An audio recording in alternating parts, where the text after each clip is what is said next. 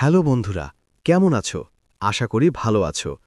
আজ আমরা জানব অবিশ্বাস্য ভয়ঙ্কর এক প্রাণী সম্পর্কে। পৃথিবীর ইতিহাসে এমন এক সময় ছিল যখন উত্তর আমেরিকার তৃণভূমিতে রাজত্ব করত এমন এক শিকারী, যার আকার দেখলে আধুনিক আফ্রিকান সিংহকেও ছোট মনে হবে। এর নাম আমেরিকান সিংহ বা বৃহৎ লায়ন। কল্পনা করুন, আপনার সামনে দাঁড়িয়ে আছে প্রায় ৫০০ কেজি ওজনের ৯ ফুট লম্বা এক বিশাল বিড়াল, যার দাপটে কাঁপত বাইসন আর ম্যামথের দল। আপনি হয়তো গুহাসিংহ, বরফ যুগের ভয়ঙ্কর শিকারী নামটা শুনেছেন, কিন্তু আজকের ভিডিওতে আমরা গুহাসিংহের চেয়েও বিশাল এবং শক্তিশালী এক শিকারীর গল্প জানব, যাকে অনেকেই পৃথিবীর ইতিহাসে দেখা সবচেয়ে বড় সিংহ বলে মনে করেন। কি হয়েছিল এই দানবীয় প্রাণীর? কেনই বা তারা বিলুপ্ত হয়ে গেল? আজ আমরা সেই রহস্য উন্মোচন করব। চলুন শুরু করা যাক। আমেরিকান সিংহের বৈজ্ঞানিক নাম হল প্যান্থেরা অ্যাট্রক্স। নামের অর্থ ভয়ঙ্কর বা নিষ্ঠুর চিতাবাঘ। এই প্রজাতিটি লেট প্লিস্টোসিন যুগে, অর্থাৎ প্রায় ৩,৪০,০০০ থেকে ১১,০০০ বছর আগে উত্তর আমেরিকায় বসবাস করত। এদের জীবাশ্ম প্রথম খুঁজে পাওয়া যায় অষ্টাদশ শতাব্দীর মাঝামাঝিতে, তবে লা ব্রেয়ার টার পিটসে পাওয়া অসংখ্য ফসিল এদের সম্পর্কে পরিষ্কার ধারণা দিয়েছে। আসলে এরা আধুনিক আফ্রিকান সিংহের চেয়ে কতটা বড় ছিল? তুলনা করলে আমেরিকান সিংহ আকারে প্রায় ২৫% বেশি বিশাল ছিল। একটি প্রাপ্তবয়স্ক পুরুষ সিংহের গড় ওজন যেখানে ১৮০ থেকে ১৯০ কেজি হয়, সেখানে এই বৃহৎ লায়ন বা আমেরিকান সিংহের ওজন ছিল অন্তত ২৫০ কেজি থেকে শুরু করে অবিশ্বাস্য ৫২৩ কেজি পর্যন্ত। কাঁধে পর্যন্ত এদের উচ্চতা ছিল প্রায় ৪ ফুট, আর মাথা থেকে লেজ পর্যন্ত লম্বা ছিল প্রায় ৮ থেকে ৯ ফুট। এদের বিশাল আকারই প্রমাণ করে যে সেই সময়ের পরিবেশে টিকে থাকার জন্য এদের কতটা শক্তিশালী হওয়া জরুরি ছিল। আমেরিকান সিংহ কোনো নির্দিষ্ট এলাকায় সীমাবদ্ধ ছিল না। এদের বিস্তৃতি ছিল আলাস্কা থেকে পেরু পর্যন্ত, তবে এদের মূল আবাস ছিল উত্তর আমেরিকার উন্মুক্ত তৃণভূমি এবং হালকা বনভূমিতে।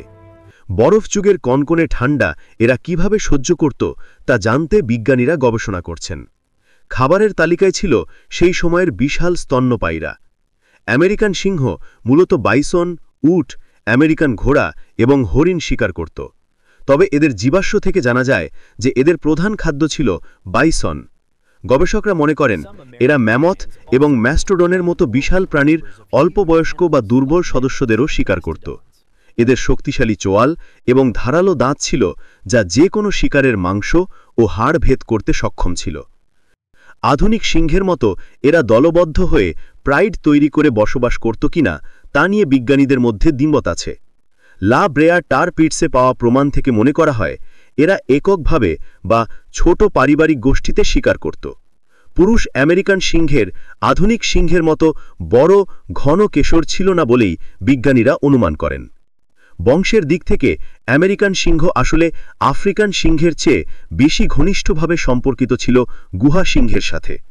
ডিএনএ পরীক্ষার মাধ্যমে নিশ্চিত হওয়া গেছে যে আমেরিকান সিংহ এবং গুহা সিংহ, যা ইউরেশিয়ায় বিচরণ করত, উভয়ই একই বংশধারা থেকে এসেছে।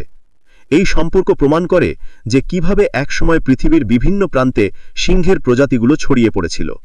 এতটা শক্তিশালী এবং বিশাল হওয়া সত্ত্বেও প্রায় ১০,০০০ থেকে ১৩,০০০ বছর আগে এই আমেরিকান সিংহ বা বৃহৎ লায়ন পৃথিবী থেকে বিলুপ্ত হয়ে যায়। এই বিলুপ্তি ছিল প্লিস্টোসিন যুগের শেষ ভাগের এক বিশাল গণবিলুপ্তির অংশ। এই বিলুপ্তির পেছনে প্রধান ৩টি কারণকে দায়ী করা হয়। ১. জলবায়ু পরিবর্তন। বরফ যুগের সমাপ্তি ঘটলে পৃথিবীর জলবায়ু দ্রুত উষ্ণ হতে থাকে, যা এই সিংহের জীবনযাত্রার জন্য উপযুক্ত ছিল না। ২. শিকারের অভাব। এদের প্রধান শিকার যেমন বাইসন এবং ম্যামথের সংখ্যা দ্রুত হ্রাস পেতে থাকে। খাবার কমে যাওয়ায় এরা টিকতে পারেনি। ৩. মানুষের প্রতিযোগিতা। মানুষের উত্তর আমেরিকায় আগমন এবং শিকার শুরু করার কারণে খাবারের জন্য তীব্র প্রতিযোগিতা তৈরি হয়।